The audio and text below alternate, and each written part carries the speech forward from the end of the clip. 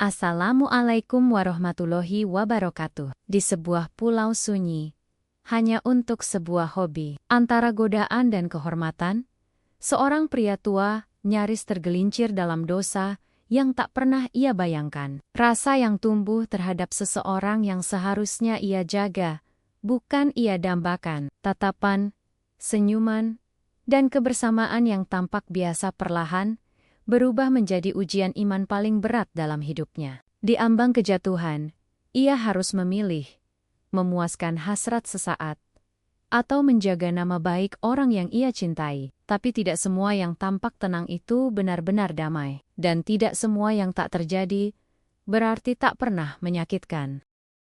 Dalam video kali ini kami akan menyuguhkan berbagai kisah cerita yang mungkin menarik untuk Anda simak. Semoga Anda dapat berimajinasi, berfantasi, dan terhibur di setiap cerita yang kami sajikan.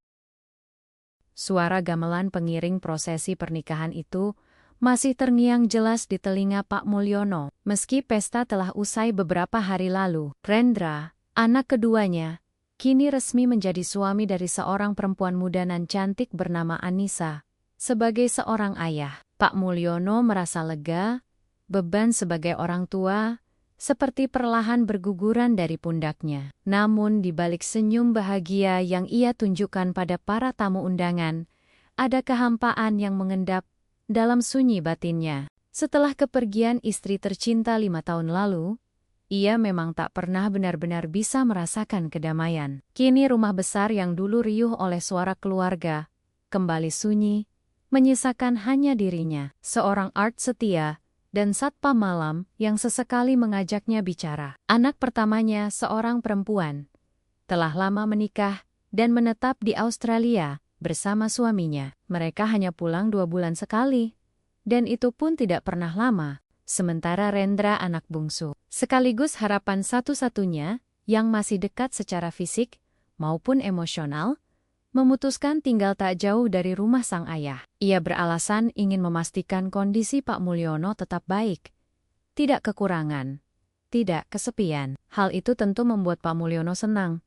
Meski tanpa ia sadari, kehadiran Rendra bukan satu-satunya yang mulai mengisi relung kesepiannya. Ada sosok lain yang perlahan menyusup ke pikirannya, Anissa, menantu barunya. Anissa bukan hanya cantik, tapi juga lembut dalam tutur kata dan tingkah laku. Setiap kali datang ke rumah, ia menyapa dengan ramah, menyuguhkan teh, atau makanan kecil. Lalu duduk santai di teras rumah, mengenakan pakaian santai yang, walau tidak terbuka, tetap menonjolkan lekuk tubuh mudanya yang proporsional. Semula Pak Mulyono hanya menganggap itu sebagai rasa bangga seorang mertua melihat menantu yang mempesona. Namun semakin sering Anissa datang, semakin sering pula matanya mengikuti gerakan tubuh perempuan itu. Dan semakin sulit ia menolak desiran halus yang menari di dadanya. Ada rasa bersalah yang mengintip, tapi juga ada perasaan yang tak bisa ia jelaskan dengan nalar. Ia sering memarahi dirinya sendiri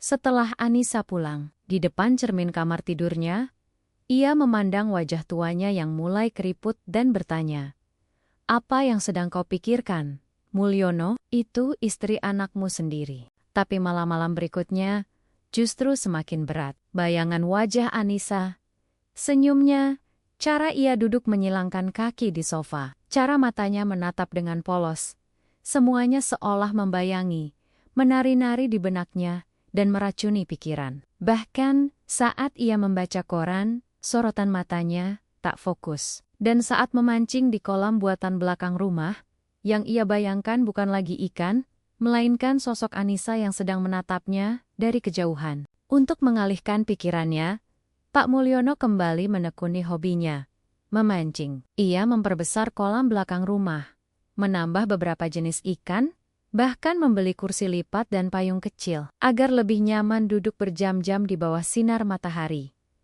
Tapi semua itu hanya pelarian semu. Hatinya tetap resah. Setiap kali mendengar suara motor Rendra dan Anissa tiba di halaman, jantungnya berdegup sedikit lebih cepat.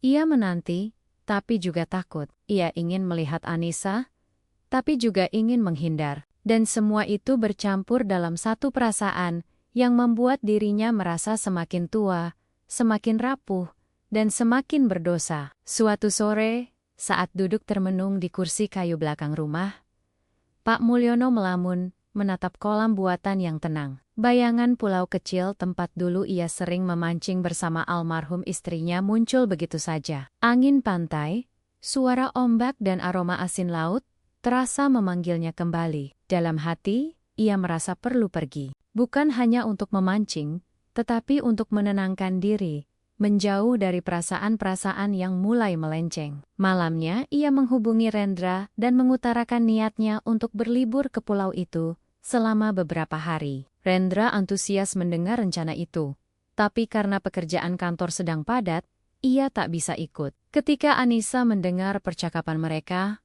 mata beningnya berbinar. "Kalau begitu, biar aku saja yang menemani ayah," katanya sambil tersenyum. Nada suaranya ringan dan polos, tak menyadari bahwa tawaran itu justru membuat dada Pak Mulyono berdesir aneh. Ia cepat-cepat menolak dengan alasan tidak enak merepotkan. Tapi Anissa memaksa dengan antusias.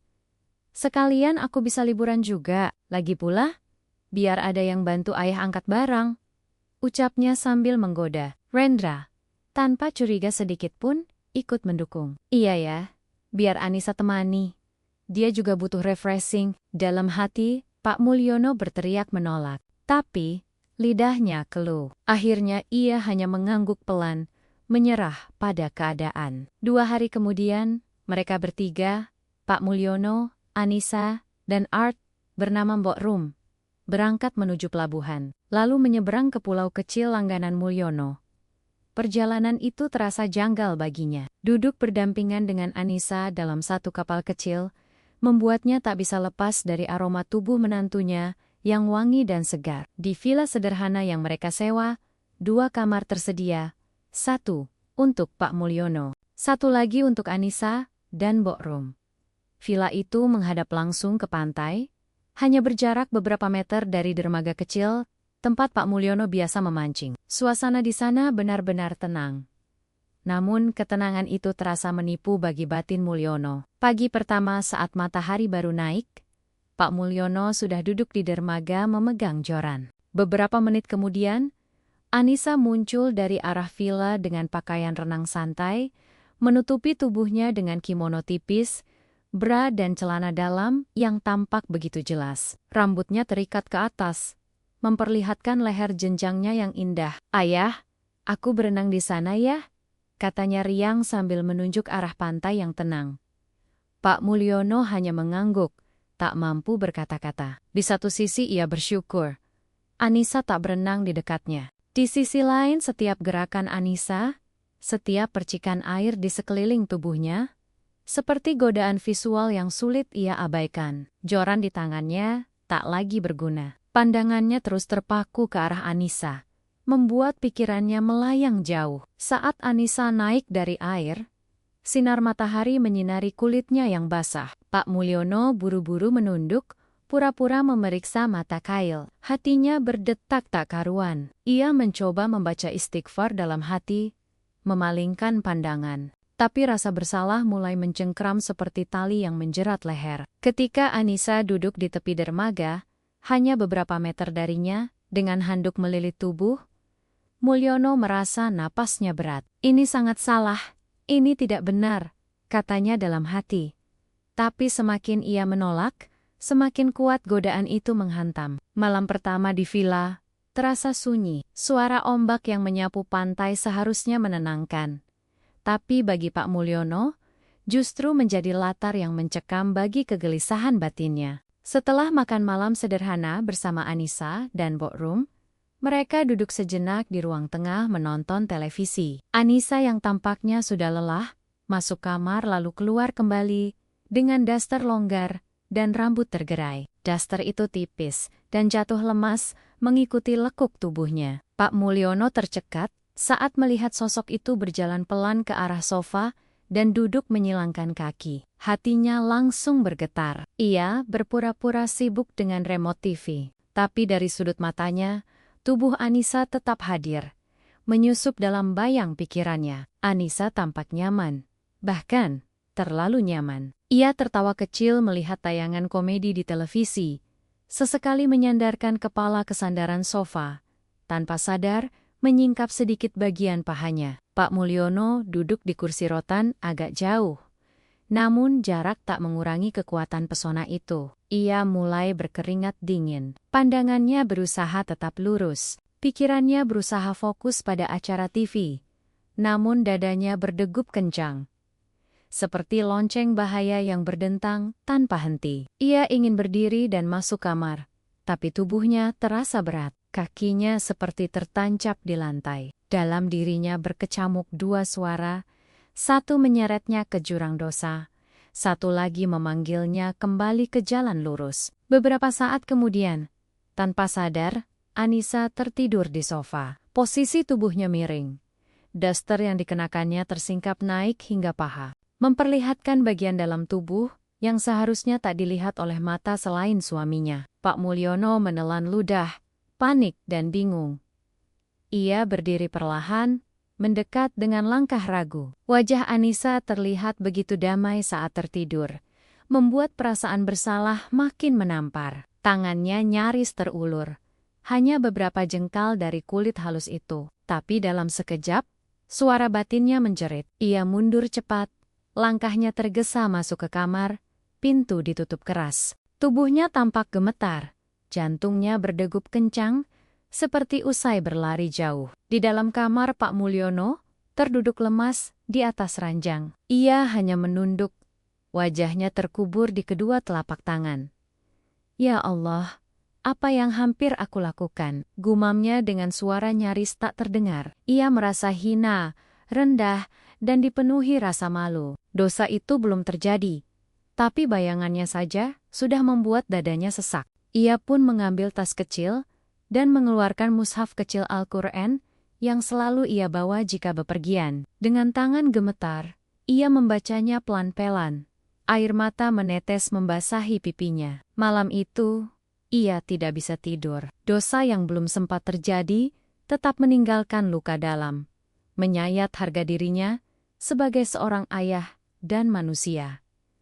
Pagi harinya, wajah Pak Mulyono tampak sayu, matanya tampak sembab, tubuhnya lelah. Anissa yang tampaknya tak menyadari kejadian semalam, bersikap biasa saja. Ia kembali berenang di pantai, seolah tak terjadi apa-apa. Tapi bagi Mulyono, semuanya telah berubah. Ia sadar, ia sudah terlalu dekat dengan jurang. Tak ingin berada di ambang bahaya lagi. Ia memutuskan, hari ini juga mereka harus pulang. Ia tak ingin menghabiskan satu malam lagi di tempat ini. Pulau ini terlalu indah, tapi juga terlalu penuh godaan. Pak Mulyono memutuskan untuk tidak memancing pagi itu.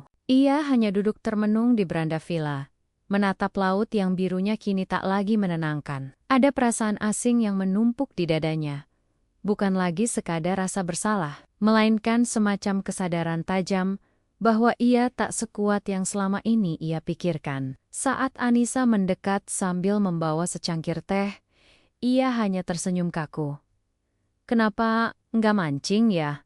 tanya Anissa ringan. "Nggak enak badan, Nak," jawabnya dengan singkat. Ia tak berani menatap mata menantunya terlalu lama, karena tiap tatapan terasa seperti ujian yang membuat dirinya rawan runtuh. Hatinya seperti dipaksa memilih antara kehormatan dan kenikmatan sesaat yang hina. Menjelang siang setelah berdiskusi singkat, Pak Mulyono memutuskan untuk pulang lebih awal. "Kayaknya cukup ya liburannya, ayah udah kangen rumah," katanya sambil menatap horizon laut yang perlahan berkabut. Anissa sempat terkejut. "Cepat amat ya? Baru juga 2 malam." Tapi kali ini, Mulyono bersikap tegas. Ia tahu, semakin lama mereka di pulau, semakin besar kemungkinan imannya goyah. Mbok Rum pun mengangguk patuh, segera merapikan barang-barang. Pak Mulyono hanya ingin meninggalkan tempat itu secepat mungkin, sebelum dirinya kehilangan kendali untuk kedua kalinya. Ia ingin pulang, bukan untuk beristirahat, tapi untuk menyelamatkan dirinya dari niat yang tak patut. Di atas kapal dalam perjalanan pulang, angin laut menerpa wajah Pak Mulyono, namun tak cukup kuat menyingkirkan pikiran-pikiran yang bergumul di kepalanya. Anissa duduk di sampingnya, mengenakan kaos putih longgar dan celana sangat pendek di atas lutut. Matanya menatap ombak, Rambutnya ditiup angin. Diam-diam Pak Mulyono melirik, tapi segera menunduk lagi. Ia merasa seperti seorang pencuri yang sedang membawa barang curian. Padahal tidak pernah menyentuh apapun. Hanya memendam, hanya tergoda, tapi itu pun sudah cukup menyakitkan. Ia sadar, dosa tak selalu datang dari tindakan. Kadang niat yang belum sempat diwujudkan pun bisa mencabik-cabik nurani, tak kuat menahan pergolakan batin yang makin sesak. Pak Mulyono akhirnya bicara dengan suaranya yang lirih, seolah hanya untuk didengar oleh angin. Coba ayah masih muda, seumuran Rendra Nis, mungkin ayah akan bersaing untuk mendapatkanmu. Anissa tertawa kecil, tak menyangka. Wah, ayah ternyata masih punya semangat juga ya. Kalau ayah seumuran Rendra, aku mungkin bisa bimbang tuh, ucapnya setengah bercanda. Tapi bagi Pak Mulyono, kata-kata itu bukan lelucon. Itu pengakuan jujur dari lubuk hatinya, yang selama ini ia kubur rapat. Ia tahu membuka sedikit saja celah bisa berujung kehancuran, tapi ia ingin jujur, sekaligus mengakhiri semuanya. Ia menoleh ke arah Anissa, menatap dengan serius. Selama 3 hari di pulau, ayah hampir goyah, hampir tak bisa menahan. Tapi ayah tahu, itu salah. Kamu bukan milik ayah, kamu menantu ayah, dan ayah harus tetap jadi pelindung, bukan perusak. Anissa hanya terdiam. Senyumnya memudar perlahan, digantikan dengan ekspresi bingung dan kaku. Untuk pertama kalinya, ia menyadari bahwa sikap santainya selama ini bisa saja membuka celah bahaya. Ia memalingkan wajah ke laut lagi, diam. Dan di antara mereka, hanya suara kapal dan ombak yang berbicara. Tapi hening itu menyimpan pelajaran yang dalam. Setibanya di rumah, suasana tampak biasa saja. Rendra menyambut kedatangan mereka dengan hangat, membantu menurunkan barang dari bagasi mobil. Wah, gimana liburannya? Ya, dapat ikan banyak, tanya Rendra sambil tertawa. Pak Mulyono hanya mengangguk kecil. Iya, dapat, tapi bukan ikan yang ayah kejar. Jawabnya dengan pelan, dengan nada yang membuat Anissa menoleh cepat. Rendra tak menaruh curiga. Ia sibuk menanyakan hal-hal ringan sambil menggandeng Anissa masuk ke dalam. Namun dalam hati Pak Mulyono, segala sesuatunya tak lagi sama. Ada semacam perasaan kehilangan. Bukan karena liburan telah usai, tapi karena ia tahu, ia baru saja melawan sisi kelam dirinya sendiri. Malam itu di ruang keluarga, Mulyono dan Rendra duduk bersama sambil minum teh. Anissa sudah masuk kamar lebih dulu. Mungkin lelah setelah perjalanan. Obrolan mereka mengalir ringan. Hingga tiba-tiba, tanpa bisa ia tahan, Mulyono berkata pelan. Nak, kamu tahu nggak, istrimu itu luar biasa. Rendra tersenyum bangga. Iya, ayah. Aku bersyukur banget bisa dapat Anissa. Tapi Mulyono melanjutkan. Kali ini dengan nada bercanda yang diselimuti makna dalam. Kalau ayah masih muda, ayah pasti bersaing sama kamu buat dapetin dia. Rendra tertawa lepas. Ayah bisa aja, tapi serius. Anissa itu harus dijaga. Banyak yang menginginkan dia di luar sana. Dalam tawa ringan itu, hanya Pak Mulyono yang merasa hatinya kecut. Ia tertawa pula. Tapi senyumnya hambar. Ada rasa bersalah yang belum selesai. Ia ingin memberi nasihat pada Rendra, tapi tak sanggup mengatakannya langsung. Ia hanya berpesan, jagalah dia baik-baik. Jangan pernah anggap remeh kehadirannya. Kadang sesuatu yang kita pikir milik kita bisa tergoda untuk pergi kalau kita lengah. Rendra pun mengangguk.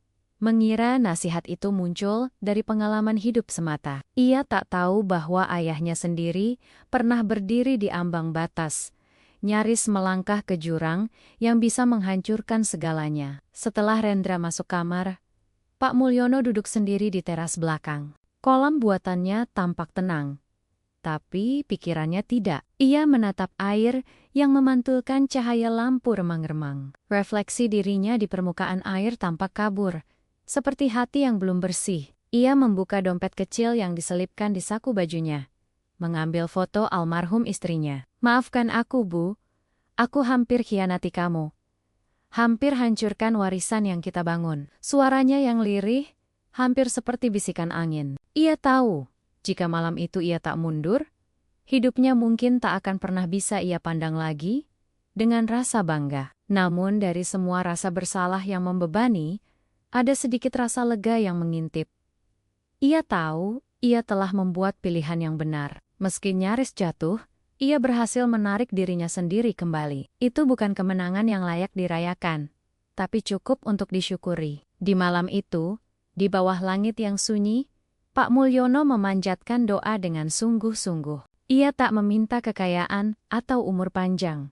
Hanya satu hal, kekuatan untuk menjaga kehormatan hingga akhir hayat. Karena kini ia sadar, musuh terbesar manusia bukan orang lain, tapi dirinya sendiri, nafsunya, egonya, dan keputusannya. Hari-hari setelah kepulangan dari pulau itu berjalan seperti biasa, namun hati Pak Mulyono tak lagi sama. Ia lebih banyak mengurung diri di kamar, lebih sering ke masjid, dan jarang bercanda seperti sebelumnya. Kepada Rendra ia tetap bersikap seperti ayah yang hangat, tapi tak lagi seterlibat dulu. Sementara kepada Anissa, ia menjaga jarak sebaik mungkin, tanpa membuat suasana terasa canggung. Setiap kali Anissa datang ke rumah bersama Rendra, Pak Mulyono selalu memastikan ada orang lain di sekitarnya, entah Art, satpam, atau tetangga yang kebetulan main. Ia menciptakan pagar tak kasat mata antara dirinya dan godaan,